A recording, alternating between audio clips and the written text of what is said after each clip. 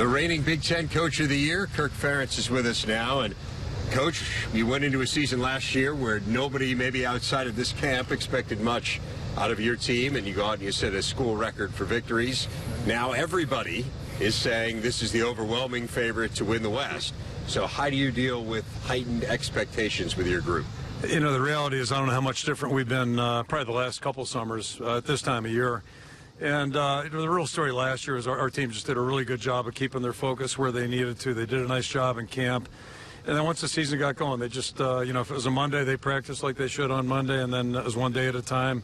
All those cliche things you hear in sports, but it's really hard to keep your eye on the target sometimes, and our guys did that really for 13 weeks. It was a 14-week span with a bye weekend there, and that was the story of our team and great senior leadership. So how do you get them to do that again now when everyone is expecting them to be champions? Well, you know, we had 21 seniors that really did a good job of just encouraging everybody to do what they're supposed to do on a daily basis, and held each other accountable. So I think that's a big part of last year's success was the leadership base that grew.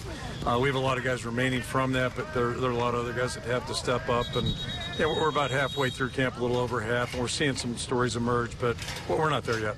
You mentioned you're halfway through camp. How close are you to setting the two deep, and are there certain positions that you're not close? Yeah, I think we're probably both of those things. I think we're getting close. We'll scrimmage Friday night, and that kind of closes out the first part of the preseason.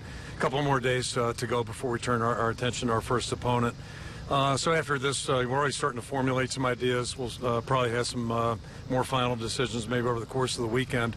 And then to your point, Gerry, there's some positions I think that could even go through September. We'll see. You hope not, but right. We got to let guys compete. The field goal position comes to mind right away. One position you don't have to worry about is quarterback with CJ. Talk about how he's developed from last year to this year as far as being a leader and also out on the field. You know, the amazing thing I think about CJ last year was, you know, we didn't know how tough he was, didn't know what his poise level was to the extent that we discovered. But once he got past that third game, he really, his practice time was extremely limited. So for him to perform the way he did without really practicing a lot, I think that's awfully impressive. Certainly he demonstrated his toughness, his commitment to the team, and everybody in our organization respected that to a great deal. So I think he's just built on that, and it's great to have him out there throwing the ball every day. It seems and being mobile. Right.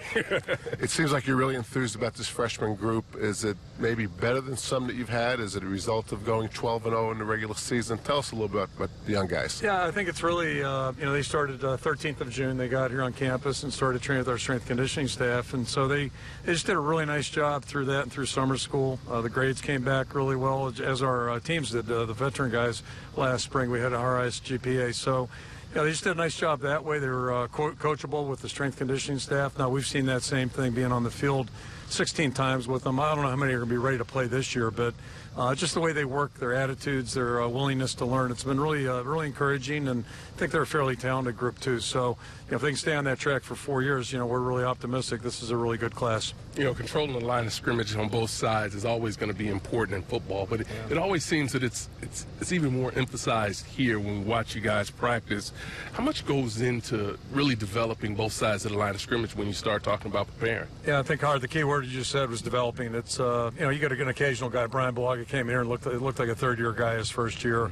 But typically it's a process for guys to really learn what we're asking them to do. And again, it goes back to the attitude we're talking about with those first-year guys. You know, they have to be willing, and then there's a lot of hard work that goes into it, a lot of repetition and what have you. But typically our better teams have done a good job up front, and then when we're not as good up front on both sides of the ball, we tend to struggle a little bit. So, yeah, we're going to keep pushing there. I think our frontline guys have a chance to be pretty good, and then we've got to continue to try to develop some depth, because you can't do it just with 5 guys or 4 guys.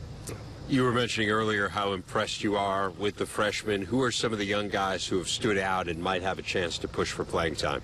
You know, I think defensively, maybe a couple defensive backs. Gumbo, the corner, has a shot. Hooker at safety, maybe. We've got 3 or 4 linebackers that are pretty close, and I could see us playing 1 or 2 of them to help our special teams and, you know, get our depth developed there. And if we could split that class, that's probably a good thing. And then defensive line, we've had a couple injuries, so maybe a couple of those guys will step in. Offensive line, I hope we don't have to do anything there. Devontae Young at receivers got a shot.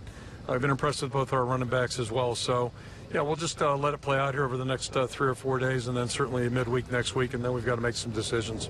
Head coach of the Hawkeyes, Kirk Ferentz. Thanks as always, Coach. Okay. Great to have you guys on campus. Thanks.